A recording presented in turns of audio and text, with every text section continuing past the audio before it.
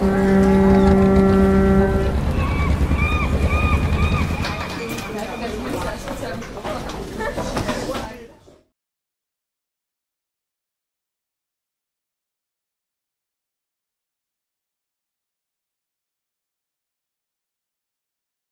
and participating in the conference.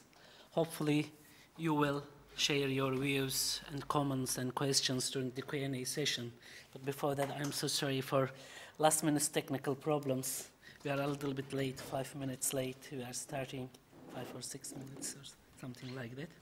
Before starting that, I want to give some biographical information about the Professor Joerg Baudner. And he received his MC from the LSE, London School of Economics, and PhD from University of Birmingham. And he has lectured at different universities in UK, Germany, and Turkey. In Turkey, especially the well-known university, you are familiar with those Boğaziçi and Bilgi universities. He lectured there for some years. And now his interest mostly focusing on European external relations, European public policy, and he is on the course of editing a book concentrating on the role of Turkey in international relations. Today also he will present his research on the Turkey, and today he will present concept in foreign policy analysis and defines foreign policy capacities differently from the military power. He argues that these concepts are suited to shed light on the new Turkish foreign policy and some of the recent tensions between Turkey and the EU. And today he will speak about what's soft power, civilian power, normative power, how they are related with the Turkish foreign policy, current recent Turkish foreign policy, and vis-a-vis its relations with Turkey, with the EU. And thank you for your coming, and the floor is yours. Thanks a lot. So 5 minutes late, it's even punctual by German standards. No problem with that. This is really sort of work in progress, and the first step is really to come to a conceptual framework. And it has the background that I've been teaching on German foreign policy, of course, and the last semester I've tortured my students at Boğaziçi with the concept of normative power as a self-given label by the European Union for their foreign policy. And I think that this sort of deviation might shed a new light on Turkish foreign policy, and I will take this sort of deviation to prepare for an analytical framework to analyze and study Turkish foreign policy. So this is really, as I said, work in progress, and I'm very interested in your comments. Please feel free to be critical with that. I will go through these concepts, and then will spend a bit less time on how it can be adopted to the case of Turkey.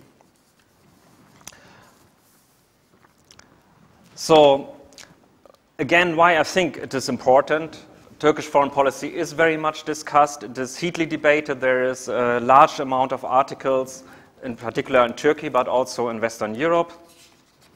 But sometimes the analytical frameworks of this analysis are pretty unclear. For example, this label of neo-Ottomanism somehow seems to imply that there's a return to the glorious past, the Ottoman Empire, and this somehow also implicates that there's a return to old sort of power politics.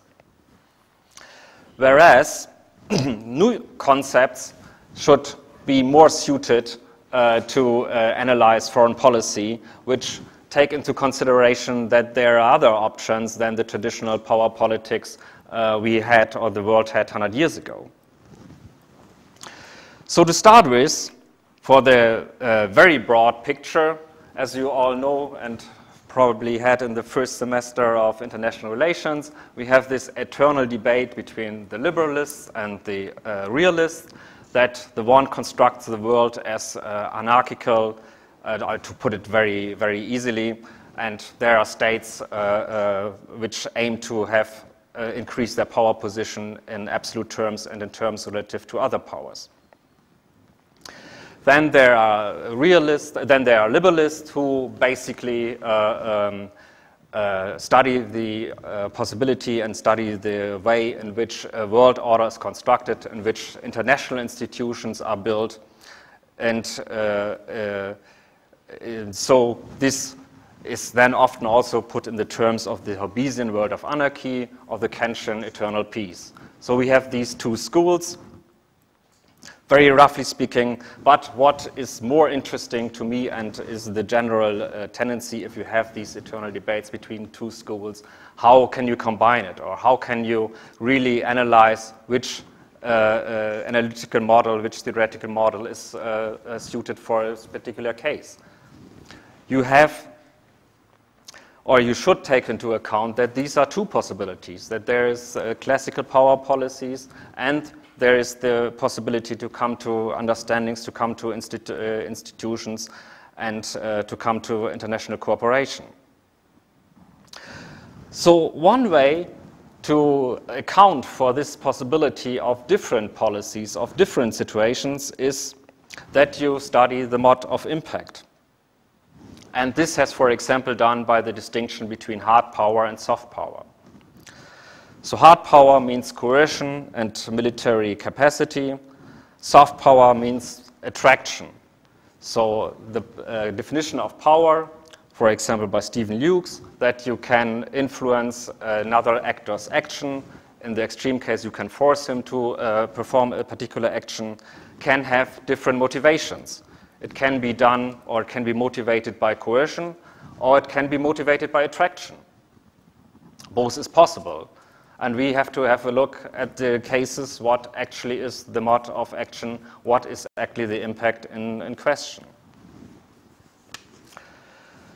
So soft power then has been analyzed in particular by J.S. Nye, who was in academia and as well as Undersecretary of State in the US administration.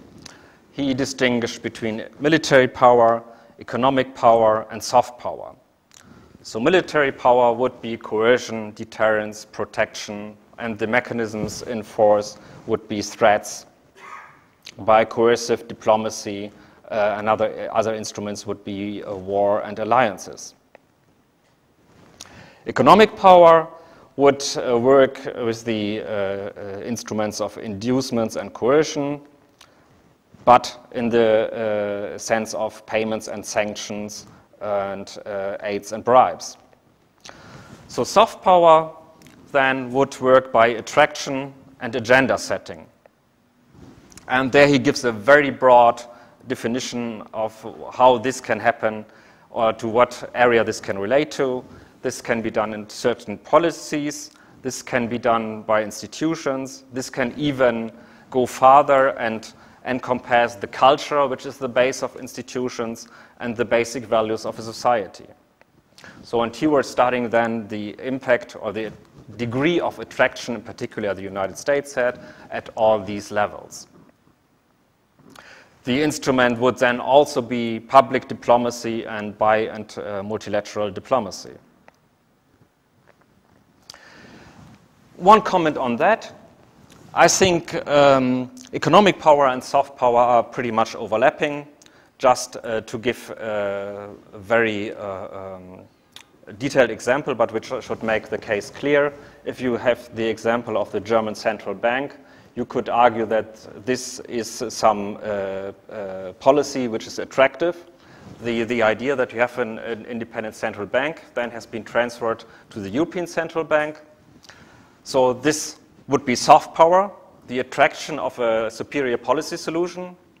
But you could also argue this is hard power because it is coercion, because the other countries were so much influenced by the, for example, interest rates the German central bank set, that you could as well argue this has been an act of coercion, or maybe both of it. More complicated is the next concept, civilian power. I don't know how familiar it is in Turkey. as it is particularly related to the analysis of Japan and Germany after the Second World War. There have been famous analyses by Peter Katzenstein, Roland Berger, and Maul, I don't remember his surname. Hans Maul, exactly, Hans Maul. I should remember the Germans. So they have constructed this as an ideal type. So this then relates to the behavior of a specific state. And the ideal type is an analytical framework developed according to the methodology of German sociologist Weber. So it means this is an extrapolation of characteristics. This is not really existing. This is an ideal type, and we just use it as an instrument and see to which degree a certain state refers or complies with the definition of this ideal type.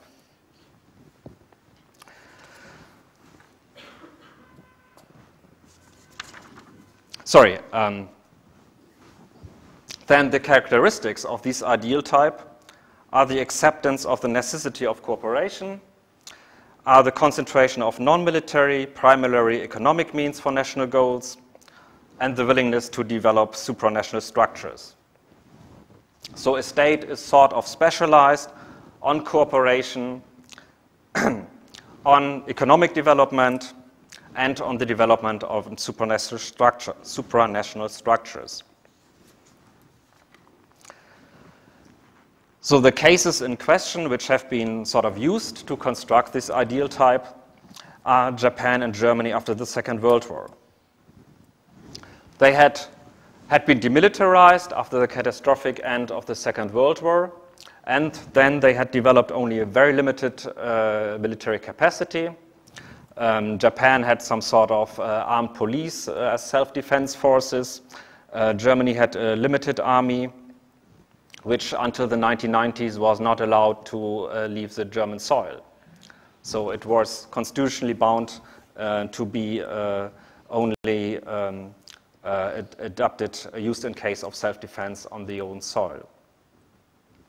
At the same time, these two states performed an impressive economic development, which went along with the redefinition of national identity and collective aims, meaning that societies which have been highly militarized, which had a military ethos, were transformed in societies which were aiming for economic development and economic well-being. At the same time, both states developed initiatives for peaceful conflict resolution, disarmament, and gave massive support for international organizations such as the United Nations. So a large part of the United Nations finances is given by Japan and Germany, for example. You had, beyond this military integration, and another characteristic was that they sort of gave up their own defense capabilities. They were absolutely embedded in the NATO. They were renouncing nuclear weapons, which other states at this level, at sort of medium powers, were keen to possess, such as Britain and France. Apart from that, then there was the question of regional integration, and there then was a big difference between Japan and Germany insofar as Germany was a motor and a large part of European integration, whereas Japan kept itself in isolation from, given its character as an island, which was, of course, much more easy. So both had a very specific foreign policy, which at that point of time was then considered to be some sort of trend, some sort of new modern form of foreign policy, which at the first analysis were given about 1990, were seen as some sort of future in the making, such as models that other states would imitate, and this would be something which would be sort of the foreign policy of the future. First of all, then there have been changes in recent years. As I've mentioned, until the 1990s, German military was not allowed to operate anywhere else than on the German soil. Then later on, this was interpreted in a more open way, and Germany started to participate in international peacekeeping option, which then opened the discussion whether Germany can really still be considered a civilian power. And another development was that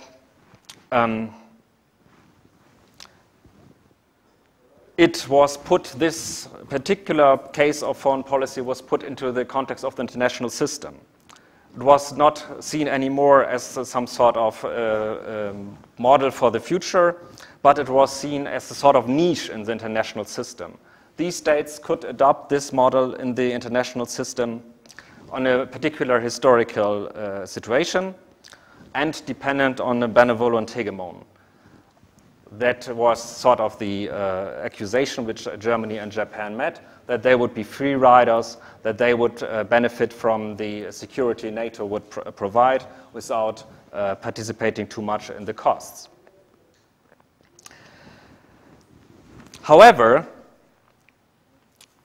it is interesting that these states took this particular role in the international system.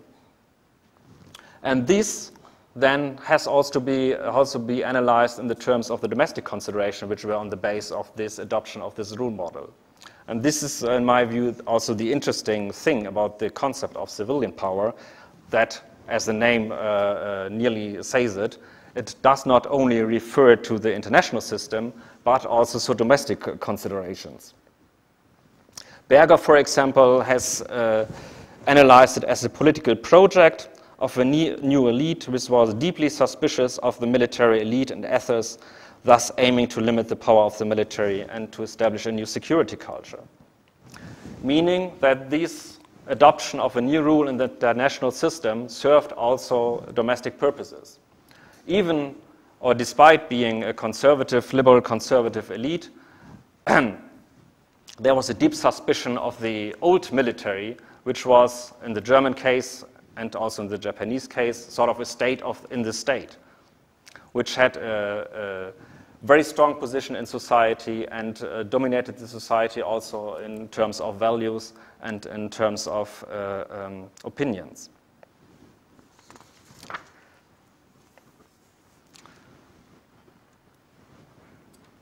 Therefore, foreign policy is analyzed in 3 dimensions. It is analyzed as a political project. It is analyzed then as the institutionalization of this project and as a security culture which is the result of this institutionalization. So it's sort of like giving larger circles. There is this project of an elite which is the result of domestic and international considerations. Then there is the institutionalization. For example, that there was the constitutional norm that German army should also only act in self-defense, which then was later interpreted as, so far it was part of the NATO, were also going beyond the German borders. And internally, for the domestic context, there were concepts like the citizen in uniform, which means that in the army there should be democratic standards, that there should be the internal leadership, that it should be controlled by the civilian government, that these democratic standards are kept, and that the citizen in uniform is treated properly, and this is all complies with democratic norms and human rights. Then another institution which still is important, there was a case just a number of weeks ago. There's an ombudsman for complaints of soldiers against their superiors. So both the embeddedness in international organizations, the limitations by the constitution for the international system, as well as the structure of the army, are institutionalized. And then, over the time, a security culture develops, that is, people in these institutions take over these norms, that the values of peaceful cooperation, a Europeanized identity is adopted and is sort of, as somebody put it, in the German genes. So we have this ideal type of civilian power, and I will now come to the concept of normative power, which the European Union has, or there was a debate whether the European Union is a normative power, which has been held in the last 10 years. What is meant by that is that it goes even farther, that there is an explicit aim of norm diffusion. It is not only attraction, which is then sort of up to the recipient whether he likes and takes over policies or not, but there's an active diffusion. So there were the first examples which were given for that was, for example, the death penalty. The European Union, the countries of the European Union agreed on the death penalty, and this became a sort of top project of the European Union. And for example, it was not only a condition for countries to be to access the European Union, but the EU also promoted it in all its foreign policies and in all its international organizations. I mean, to put it a bit bluntly, for example, the United Nations could, the United States could never enter the European Union because they have the death penalty. And they couldn't enter because they are not part of Europe anyway, but this would be then another reason to stop them. Other examples which have been given is the International Criminal Court, which then is expression of the tendency, it was argued, that the European Union would promote international norms which trump state sovereignty. The idea is, and the argument was, that the European Union is sort of by definition an agglomeration of states which develop norms which trump state sovereignty, because they are coming together and come to norms which then are binding for all of them. And another aspect, it has been given as a nice case study by somebody called Thomas. There was... Sorry? No. His family name is Thomas. I'm bad with first names. Anyway, his argument was, or his case study was, I mean, a very, very nice case study. Spain tried to get into the European Union under the rule of Franco. So what happened was that the states in the European Union were firstly quite positive about this accession of Spain, so non-democratic Spain under the rule of Franco. So, but what happened then was that there was a transnational mobilization by trade unions, by social democratic and liberal parties. So then this was the origin of the decision of the European Union that on the base of the European Union are also certain values which would be exclusive for any country that will enter it. To put it in another way, it was also constitutive for the influence of transnational organization in the decision-making of the European Union. So it is not only that norms are trumping state sovereignty, it's also that non-state actors can participate in the development of these norms. So I will be rather short about the criticism, because this, in my view, turned out to be very, well, basically an illusion, in particular after the recent events in the Arab countries, and European states turned out to have been cooperating with these states for a long time in very intense manner. The claim of normative power seems to be very elusive. And as many people has then also argued, there was a lack of coherence anyway, and an example which has been given often is that the position of the European Union in the Israel-Palestinian conflict was not coherent with its norms. Even the conflict management in the Balkans was criticized, that there would be no clear norms. So we have these three models of new foreign policies, and I will now come to what they can tell us about Turkey's new foreign policy. So, again, the claim I would like to make is that neo-Ottomanism is some an analysis which is not relying on any analytical framework I can spot. Shifting away from Europe is another verdict which should also be put in an analytical framework, which then analyzes how the relation to Europe or Asia is defined. Another definition, which is much more interesting, and you will have probably heard of, is the trading state. Kemal Kirshi has done that at Borsig, saying that the new focus in foreign policy on economic cooperation and development is based on an increase in trade volume and at the same conducive to more economic development, to more economic cooperation, and this is then also reflected in a stronger say of economic groups in the development of foreign policy. And this is this analytical combination which I think is very promising to combine the domestic and the international outlook of policy instruments.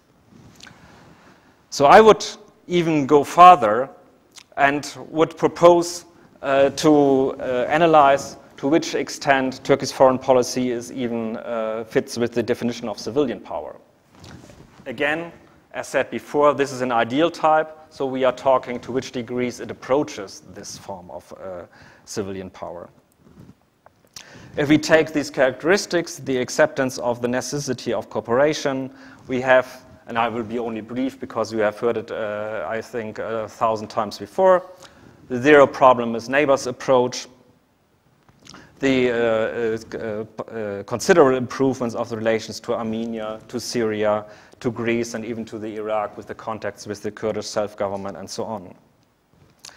There is the concentration of non-military, primarily economic means for national goals. I will give you briefly a statistic on the development of defense spending, and you can clearly see that the defense spending in Turkey since the AKP came to government reduced significantly, whereas it stayed more or less or decreased only slightly in the other countries. So to a degree that Turkey is now at a level with France, Germany as the sort of old civilian power, demilitarized, is still below that level, and the US, of course, still much above this level. The willingness to develop supranational structures. Turkey is active in the UN Security Council, in the Council of Ministers, and at the Council of Europe. The Caucasus Platform is an initiative Turkey has taken itself. Turkey is active in the Organization of Islamic Conference. So there is a strong willingness to develop and support supranational structures.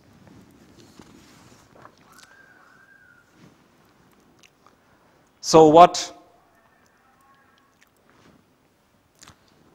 should be done now, or would be interesting to do for the future, is to construct how these foreign policy is a political project of, as I would say, moderate Muslim Democrats, responding both to the domestic context as well as to the international situation of being at the between sort of Europe and Asia.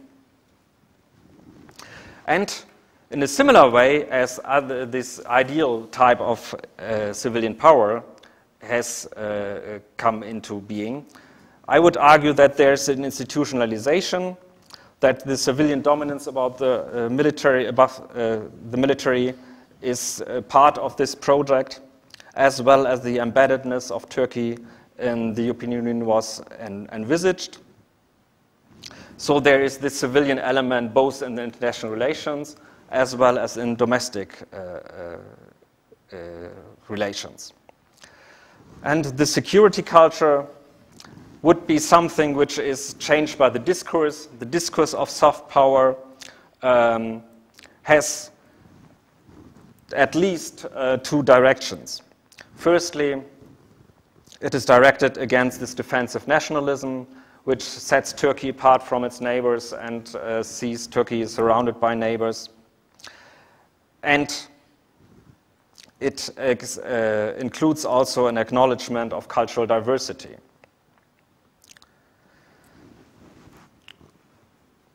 So this would be something which I think I would consider to elaborate in more detail. But this seems to be an interesting analytical structure. Then you would have the objections. For example, is Turkey punching above its weight? This has been argued in many European Union circles, that whatever the good intentions might be, Turkey has not the weight, for example, in the conflict about Iran to really adopt a mediating position. Then you could argue that there are some self-contradictions. This emphasis on peaceful conflict resolution is, you might argue, contradicts with the stance Turkey had adopted in the Israel-Palestinian case and its attacks on China's treatment of minorities.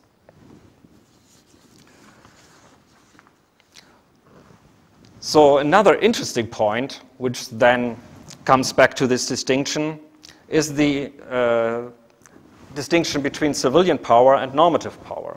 Because the civilian power, the priori aim is peaceful conflict resolution, and it still accepts state as sovereign entities. Whereas normative power, the prior aim is norm diffusion. So there has also been, in the course of what then has been labeled normative power in the latest development of the European Union, a reconsideration of military aims. It is still bound to very limited capacity the European Union has, but this discourse has started according to which military means should be an instrument of normative power. So, sort of, Europe, the European Union is moving into a direction, or moving away from a direction Turkey has adopted now, would be my conclusion if you take these ideal types of foreign policy. Whereas Turkey moves towards peaceful conflict resolution, the European Union tries to take a more aggressive stance. As you can see, for example, in the case of Iran, where the European Union is very willing to have at least economic sanctions, if not more. And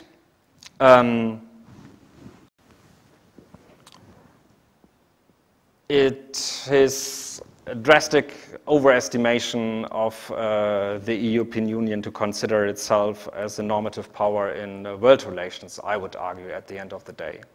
I mean, the European Union should be aware that, and this has been then argued by many people who have done the field work and have examined the impact of the European Union relations. For example, the friendship documents with countries which then set rules for set aims for transformation into a state of justice, into a democracy, which turned out to be non-binding, which turned out to be not complied to, which turned out to be put in such vague terms because it was, of course, negotiated with the ruling elites.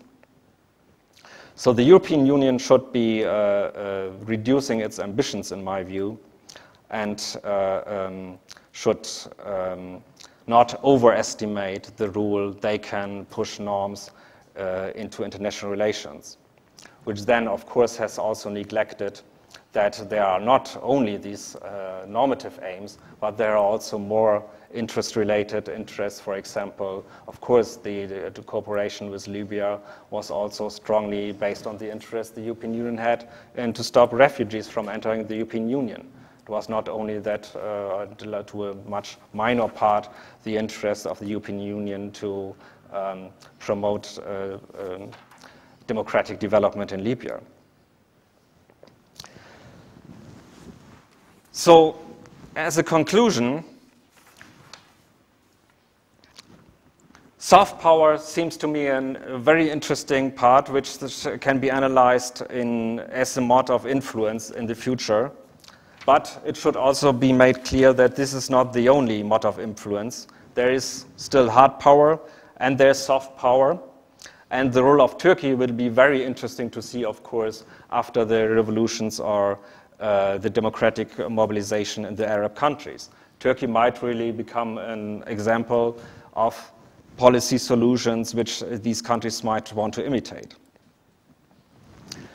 I find very interesting the concept of civilian power, as I think this is firstly an interesting concept because it is delivers a framework that a state adopts a certain rule in the international system. It sort of seeks for a niche. It can establish itself in a particular way for its own best. Whereas I think normative power, as the last concept, is taking the point too far. To argue that soft power, that the promotion of norms is the first moment and the overall or the priority aim of even an organization such as the European Union is overstating the case. And part of the results of this too high ambition of the EU are some of the problems the EU had with Turkey when they were sort of blaming Turkey for its relations in the Darfur, Sudan case, that Turkey would not push so far for international norm adoption in the case of Sudan. So I wanted to give you a brief sort of tour de force through these concepts, and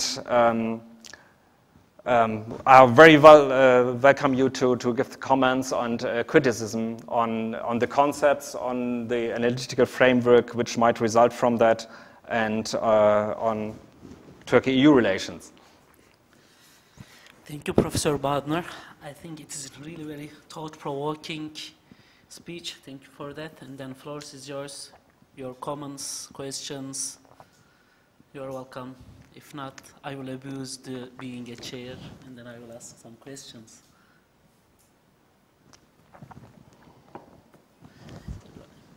Thank you much for your good presentation about the various concepts of power. First, I am Ibrahim Mazlum from Normative University, Department of Political Science and International Relations.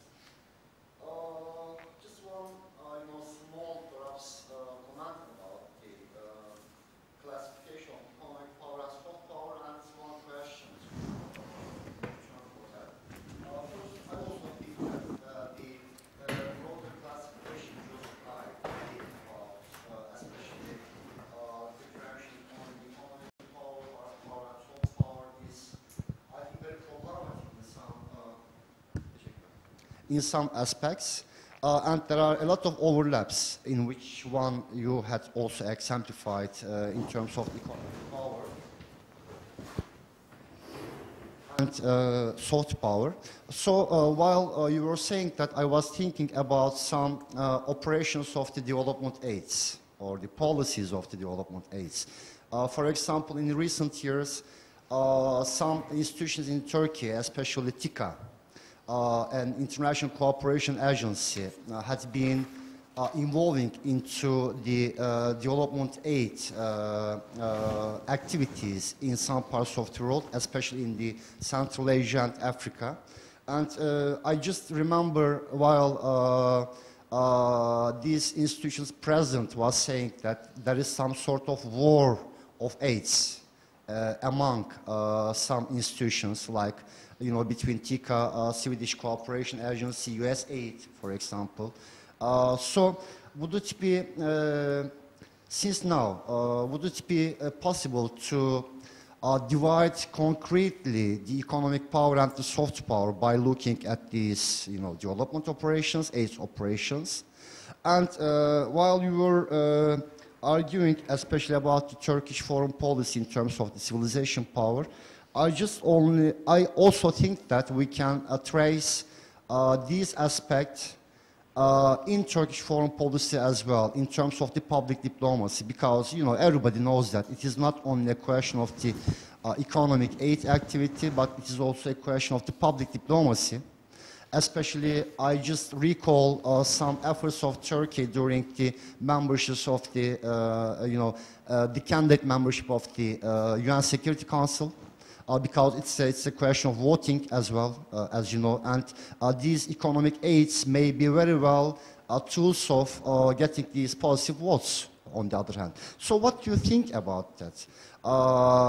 In terms of Turkey's relations with the EU and Turkey's its own foreign policy in terms of these economic aids. So EU, for example, would be seeing Turkey as one of the tools to enter in those, already had been ignored areas in Africa and Central Asia. Because, as you know, in terms of thinking about the Middle Eastern affairs nowadays, there are a lot of arguments in Turkey that if EU would have include Turkey as the member state, then its position in these affairs would be very much different, because as a result, Turkey acts some sort of doors to these countries as well, in terms of the normative power as well. So what do you think about these two separate subjects?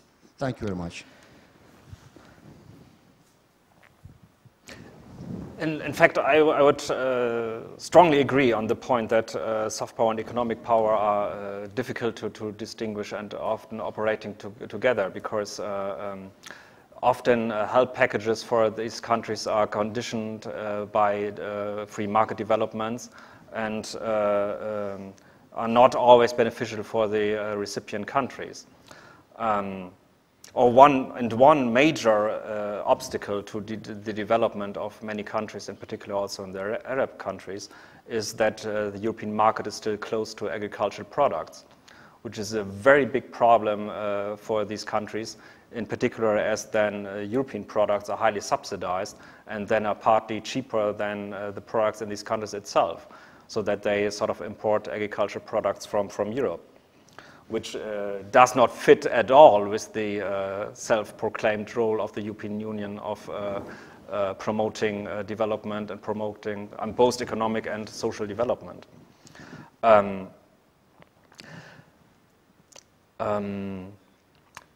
In general, I would think that also coming from the Europeanization literature, which is dealing with how the European Union changes member states, changes applicant states, the sort of an overall result is that change is much more indirect. I mean, it is seldom the case that the European Union can, through a program or exactly make a country adopt an exact model. I mean, either there are methods to informally do something others, to comply formally, to informally do something others, or it is not done in the way it is meant to be. So it seems to be much more successful if countries are interested in change anyway, and then look at Europe for some model. And this then is, in my view, is also then relating to your question about Turkey, because Turkey then might offer much more suitable solutions for, let's say, Arab countries than other European countries might do, because of course they are much nearer in the conditions than these European countries are. So an involvement in Turkey would definitely be very beneficial, I think. Any question? Okay. Last sentence about that. I mean, attraction can work in both ways. I mean, it can be done by persuasion. I mean, somebody tells you that this is a better way, this is a superior policy, but it can also work and probably much more efficient if a country itself is in the process of policy learning, looking for superior solutions.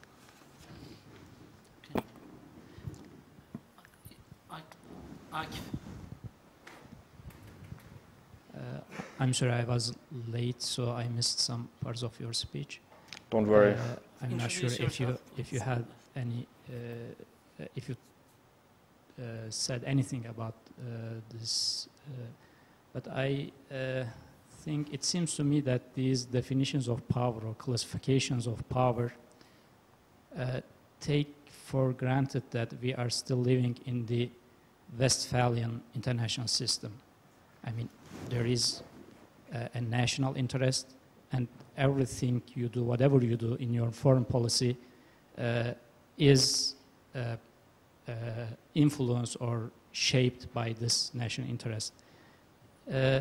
My comment or question is this: is it possible to evaluate or to consider Turkish foreign policy or new openings in Turkish foreign policy from a post-Westphalian mentality, where civilizational, so to speak, concerns go together with national concerns, or maybe, for instance, Turkish foreign policy or the activities of Turkish foreign policy in the Middle East or in the Balkans or in the Caucasus or Central Asia can be considered from a non-nationalistic perspective. Is there any possibility, or is there any way to consider these openings from this perspective? I mean, good question, and of course this post-Westphalian state is one of the buzzwords and the keywords in that I was not mentioning it, but I think this is also to some extent on the ground of the distinction between civilian power and normative power. I would think, in my view, but I would leave it open to debate, but I think there are good arguments for that Turkey is still sticking to the Westphalian model. So, for example, when the European Union, among others, was pushing for bringing the ruler of Sudan to the International Criminal Court, Turkey was refusing and emphasizing that the sovereignty of the state should not be damaged. So they, in the UN Security Council, they postponed it for the maximum length of 1 year to act against al-Bashir, right? Yeah, al-Bashir. So I would think this is one of the differences. But again, as I try to point out, I think that the EU is grossly overestimating its character as post-Westphalian force. I mean, it is certainly one of the aims of the European Union to foster norms which trump state sovereignty, which are going beyond this Westphalian state model. These efforts are limited. I mean, for example, in the case of the International Criminal Court, this is not acknowledged by the US, which then puts a rapid end to make it a world organization. Does that answer your question? Partly. Okay. May I abuse being a chair? If I, thanks that actually, that about two concepts first, that the ideology behind the constructing the concepts, such, especially to the... I was waiting for that. Yeah, you remember, I think so, our discussion in August. Actually, because of the historical baggages of these concepts, and then why these concepts are constructed, in which context, or in which conjuncture, as Hans Moll, his famous article on foreign policy in 1990s, to humanize, trying to humanize the Germany and Japan in the context of the integration of to the communist bloc, and then trying, there is lots of discussion on the issues of the being a European. Can we live in a European Germany or German Europe? Within this context, that he tried to develop such kind of things that to prove that Germany is seeking for a kind of a civilian soft or civilian things, that trying to more, as you know better than me about the never alone policy, and then it's also fit with that, to trying to humanize Germany and Japan in the eyes of the international public opinion. One of one of the aims of this concept that developed. The second one is So what you are saying is that some sort of cover-up for... Cover up some things that actually they're trying to treat, the good treatment for the psychology of the historical culpability. I mean, that what they did during the Second World War, I mean, that remembering the past, just trying to do good treatment relating to this catastrophic war of Second World War, which are the Japan and the Germany are the biggest, the responsible states for that. Trying to do just to cover up some things, just reminding me such kind of concept that the civilian power, in which context, in which conjuncture it developed. And then being a normative power, in the context of Turkey, civilian power does not explain the whole picture, I mean. While in Turkey, I mean that, because mostly these concepts also, it's not, sometimes they are mostly relating, we see that these are the foreign policy issues, but there is in normative power or civilian power is mostly directly with also the internal politics. I mean, the death penalty normative, it's mostly relating with the citizens, not the others, not the people, just the citizens of the country. I mean, in terms of the Turkey, that still the national security strategy paper is close to the public. It's still standing in front of us to say for Turkey as a kind of, in terms of to fit this kind of concept. But there are some, on the other hand, it's true that there are new kind of things that came to agenda with those policies, especially new actors came to agenda, as Professor Mazlum told us about the TICA, but also the other actors that Turkey is deal with the sectarian groups, non-state groups, I mean, or sectarian or the non-governmental organizations. Turkey is directly related with those issues, and also Turkey's new actors came to agenda, like the Yunus Emre Cultural Center, like the Goethe Institute, or French Institute, or the Cervantes Institute, something like that. It's new actors came to agenda. On the other hand, they are going at the same, they are synchronized, they're at the same way. These are the parallel developments within this context. But to my doubt or my hesitation about the concept of civilian power, trying to cover up something or trying to do something relating to the European Union in the eyes of, in the European context especially. And especially while we are comparing to the Russian policy towards the neighborhood, it's near abroad. I mean, excluding something.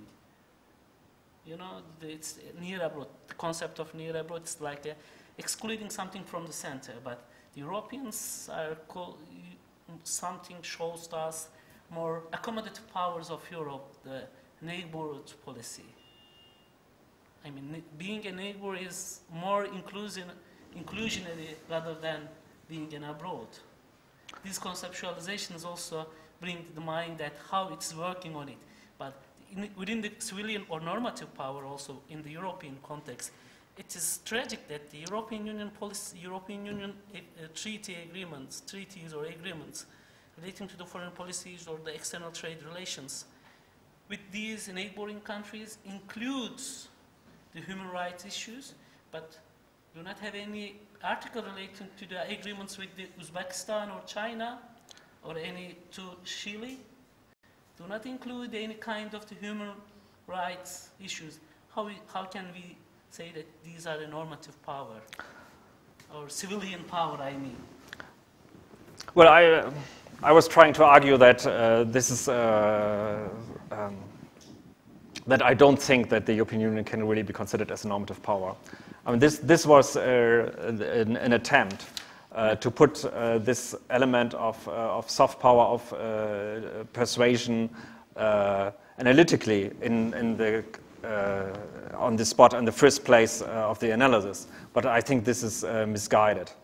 I mean, I think that the European Union has other, as I said, has other aims too, which then in critical cases, and I mean, it has been analyzed, for example, by Richard Young's in specific cases, that if it comes into either promoting democracy or, for example, stopping refugees, then the interests are the stronger parts. So I think that this is, if I would agree with you that normative power is some sort of, well, cover up if you want. I'm not so sure about civilian power because, civilian power is also more modest. I mean, it does not aim to actively promote norms. It's, if anything, then it's promoting that by the example. For example, the German economy, which is then was highly respected by other states. But also there, as I said, there's this element of power if the economy is just setting the conditions for the others. But for example, I mean, what was interesting at the point of German unification, I mean, you had these realist scholars like Mearsheimer, who were expecting at 1990 that Germany would now be dominating Europe. I mean, very interesting article. If you are into realist thinking, you should read it. He was saying now that Germany will dominate, they will go for it, they have no restrictions anymore, they will go for it, they will be the hegemon in Europe.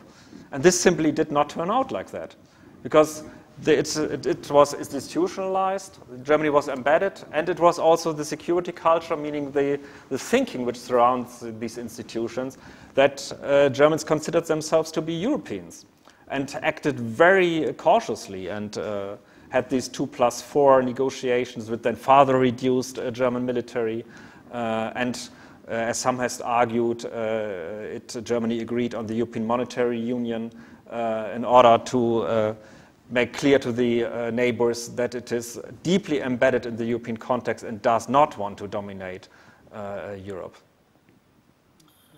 Like not back to the future, I mean, back to the past, I mean that. Because my question mostly relating with if we speak about the German context, that the German context, I mean that it's just transformed in a different way, as you say, that embedded hegemony within the context of Europeanization. I mean that embedded. Why I embedded, especially in terms of the decision-making procedure. Yeah. And then when we compare to the Polish and the discussion on the Polish votes, that how it will be during, if we remember, the 2004, 2005, the discussion on the how many seats the Poland will have a right in the European Council. But in all these questions, Germany has been pretty like passive and pretty accommodating. Yeah. I mean, they were agreeing, for example, that France has the same number of seats, although they have a less population, and after so Germany. Discussions. Yeah, but at the end of the day, I mean, basically, I mean, it's obviously sort of unjust that France has the same number of seats, but it was okay with Germany. On the other hand, of course, they were what some scholars in Birmingham have called shaping the regional milieu. So they had indirect impact and indirectly guiding the way of European integration. So we will continue after the session, I think so. Thank you for your comments and the presentation. Thank you for your coming. Hope to see you our next meeting. Conference will be took place in next Wednesday. Pope will with us. Nicole will speak about her experience in Turkey, and then how she experienced in Turkey. He will share us her views about the Turkish transformation. Thank you very much. yeah, thanks for your coming and your comments.